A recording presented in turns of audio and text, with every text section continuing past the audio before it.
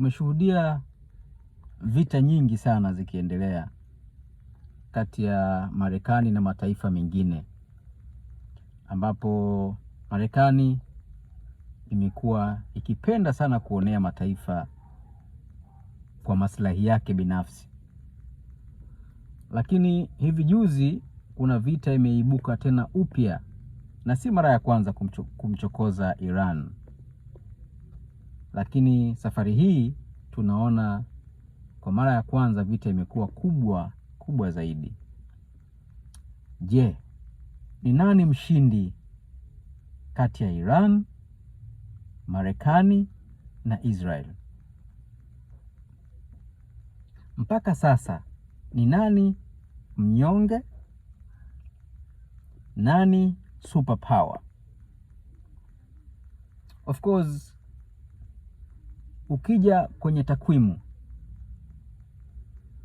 kwa sababu wao ndio waandishi wakubwa wa hizo takwimu, tunafahamu Marekani ndio superpower. Yes, iko hivyo. Lakini pia ndiye anayeongoza kwa jeshi lenye nguvu duniani. Ukweli ndio huo. Lakini pia tunafahamu Israel ni taifa ambalo kila mmoja alikuwa na sifu. Tunafahamu kwamba wana uwezo mkubwa sana wa kujilinda kwenye masuala ya anga, wana uwezo mkubwa sana wa kiteknolojia, wana uwezo mkubwa sana kwenye masuala ya kijasusi pia. Tunafahamu hivyo kwa sababu vimeandikwa na hatupaswi kupinga. Sasa basi, kwa mara ya kwanza tumeshuhudia vita ngumu sana kwa Marekani na Israel. Nasema ngumu kwa sababu hatujawahi kushuhudia wanajeshi wa Kimarekani ama Marekani na Israel wakipigwa kwa kiwango hiki. Haijawahi kutokea wakipigwa kwa kiwango hiki na Iran. Nani mshindi? Tuje kwenye maeneo machache kabisa, tudadavue vitu vichache kabisa bila kutumia akili kubwa, bila kutumia elimu kubwa. Tuchukue tu yale yanayoendelea. Kabla vita haijaanza, kila mmoja alikuwa anajua kwamba Iran amezungukwa na kambi nyingi sana za kijeshi zaidi ya 17. Yaani Iran imezungukwa na bases nyingi sana za Marekani. Base nyingi sana za Marekani zimezunguka Iran. Kwa hivyo kila mmoja alidhani na kujua kwamba Iran hawezi kufurukuta kwenye hii vita. Kweli si kweli? Ndio. Bwana Marekani na kibaraka wake wakabutua, wakafanikiwa kumuua kiongozi mkuu wa Iran. Kila mtu anafahamu hilo. Kilichofuata, Iran alianza kupiga kambi zote zilizomzunguka 17 na kuua wanajeshi zaidi ya 600. Japo hizi takwimu huwezi kuziona kwa sababu kifo kwa Marekani na Israel ni fedheha. Yaani kwao vifo ni fedheha. Ndio maana unakuta vifo vingi vinatangazwa ndani ya Iran.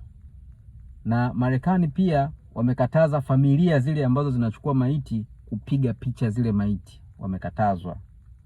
Tunafahamu pia Israel, wananchi wamewekewa sheria kali kupiga maeneo ambayo yameathiriwa na mabomu ya Iran. Wamepigwa marufuku.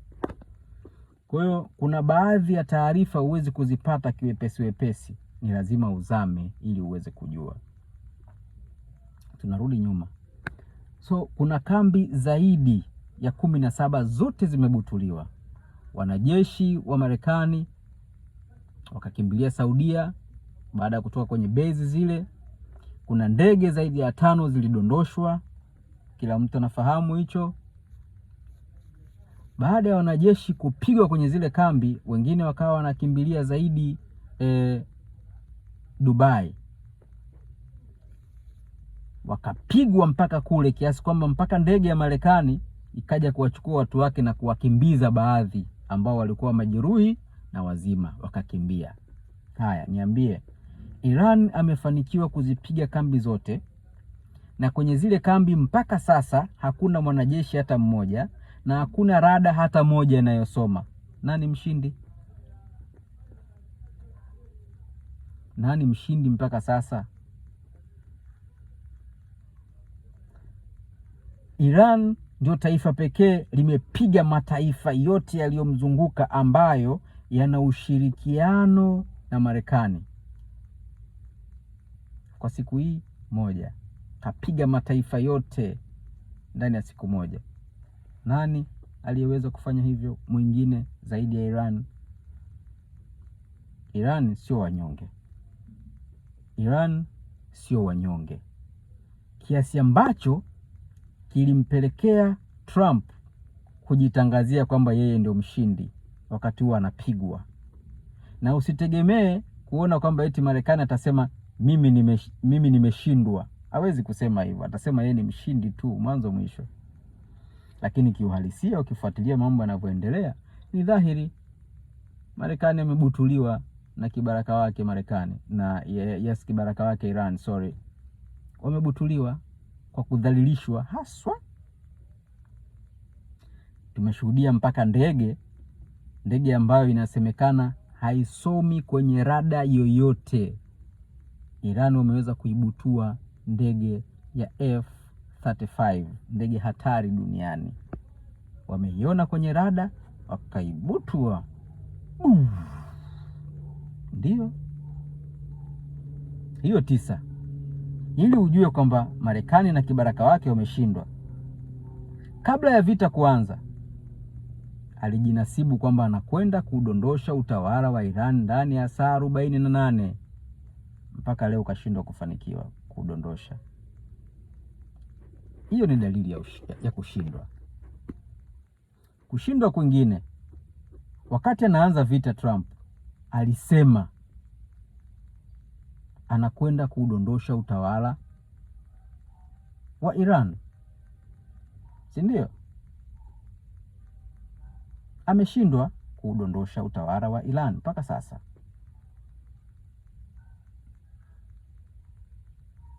Kitu ambacho kilimpelekea mpaka kutaka kuomba mataifa ambayo yana ushirikiano wamsaidie kwenye ile vita ili aweze kushinda. Aliomba Uingereza, Ujerumani, Ufaransa na mataifa mengine, Japan, wakamuomba ili awasaidie kuingiza wanajeshi waweze kuimaliza Iran, lakini wote wamemchomolea. Of course tunafahamu kwamba Marekani hawezi kupigana vita akiwa mwenyewe. Ni lazima awe na NATO, watu wengine waweze kumsaidia, ndio anaweza kushinda, lakini sio akiwa mwenyewe. Vita zote hajawahi kupigana akiwa peke yake. Sasa vita hii watu wamemsusia. Tumeshuhudia Marekani pia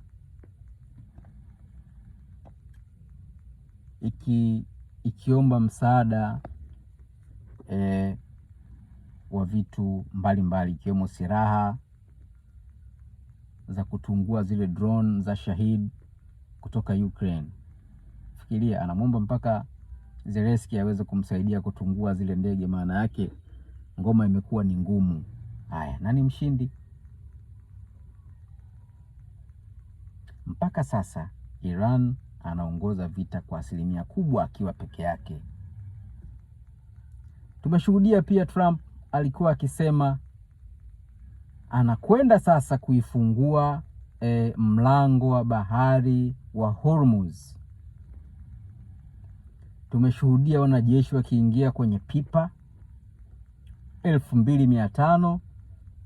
Tukategemea sasa mlango wa bahari wa Hormuz unakwenda kufunguka. Haya, mpaka sasa umefunguka. Nani mshindi?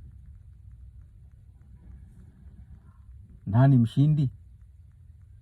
Mlango umeshindwa kufunguka. Nani mshindi?